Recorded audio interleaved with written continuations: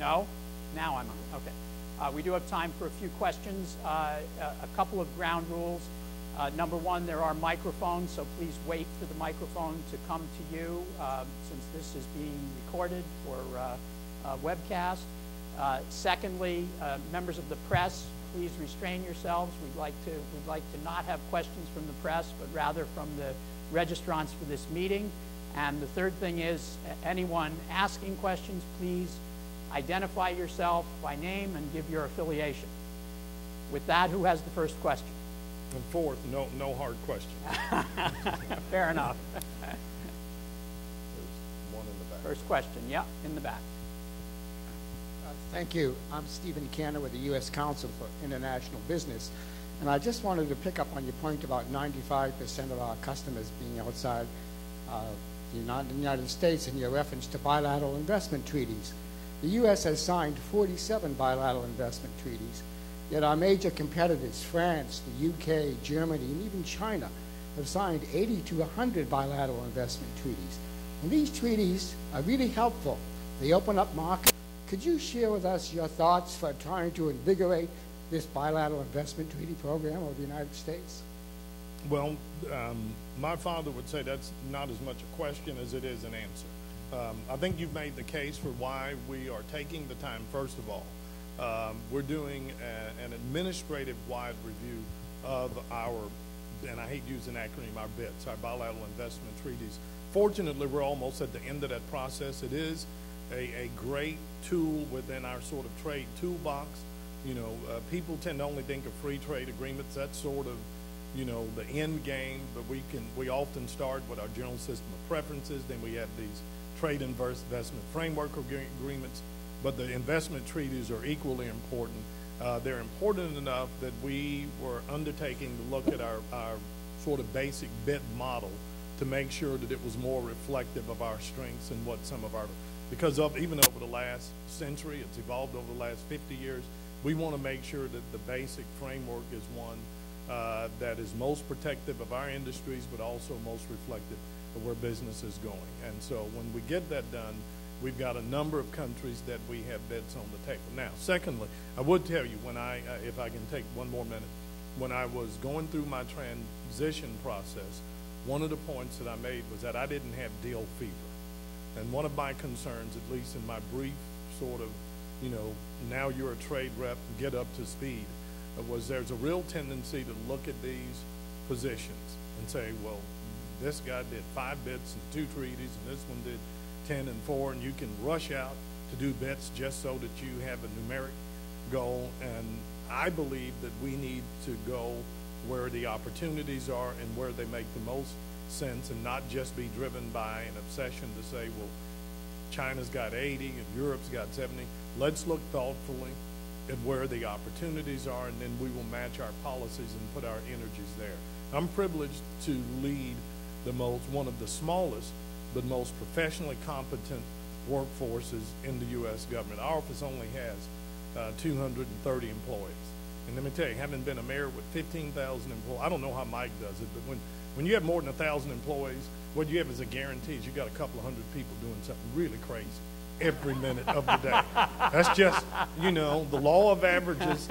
The more employees you have, you can just be sure somebody's doing something that'll get them fired or somebody indicted. But with 220 people, we have the most talented group of trade professionals. But the flip side of that is we have to really be careful and smart about how we deploy our resources. So we're going to finish the review, but one of the reasons we are so desirous of our relationships with industries like the Service Industries Coalition is to make sure that we're putting our resources and deploying them in the right way. And that's the same reason we did the ITC study. So we'll be thoughtful about them, but for me, I'm not driven by just any numeric goal that we've got to have more. Another question? Oh, you got one over here. Head of International Trade, UK government. My Secretary of State, sorry that you can't be here today in sensitive regards. Ambassador Kirk, that was a brilliant presentation. I have 2 requests rather than questions. The first is that you speak out so much louder on the world stage without sort of everything you've said about the importance of services in the Doha Agreement. I feel sometimes that we spend all our time on the Doha negotiations talking about, if I can think of an American writer, talking about TP and UMU, and then saying right at the end, oh yeah, and there was Moby Dick. Yeah, there was Moby Dick, and we better bring Moby Dick into the center. And for you and for growth in the world, it's services. So the more you could speak up for the importance of that and drive it, and the more that we in the EU can help you, the better I think there is hope for the Doha Agreement. My second request is between the US and the UK and the EU.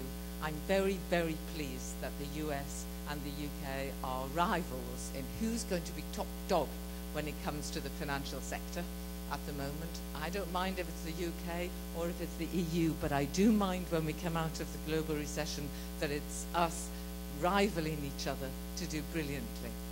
So my request is that when this side of the Atlantic looks at its regulatory framework and our side of the Atlantic looks at our regulatory framework to get stronger and more rigorous, we look to each other also and recognize each other's regulatory framework and work in dialogue so that we can actually ensure that the Atlantic becomes the investment pool of the future that it is at the present.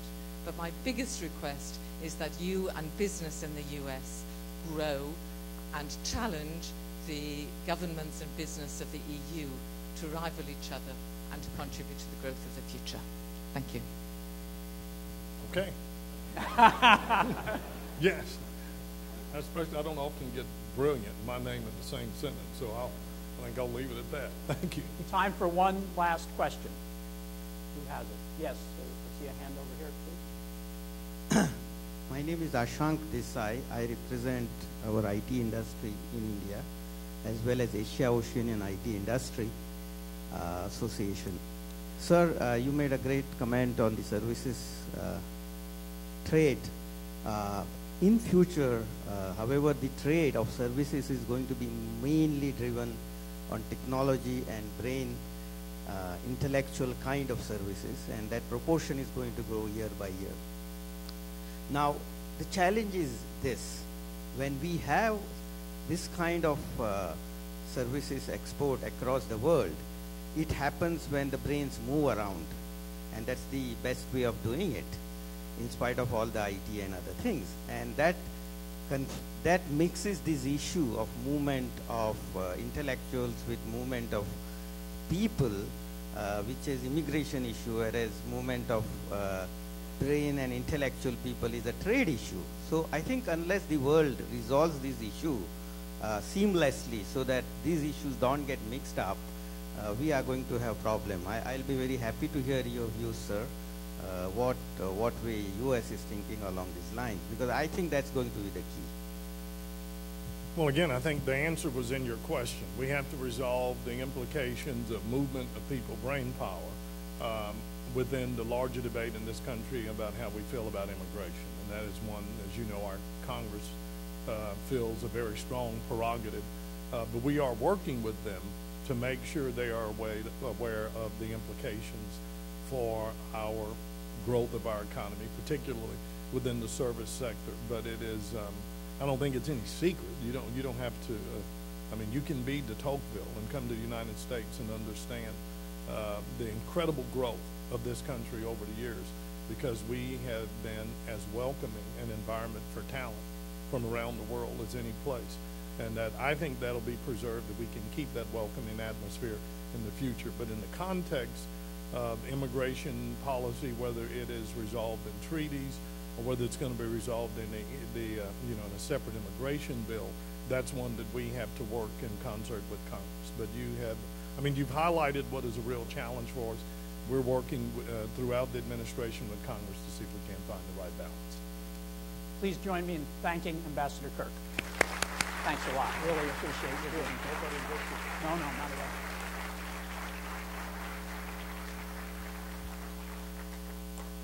Ladies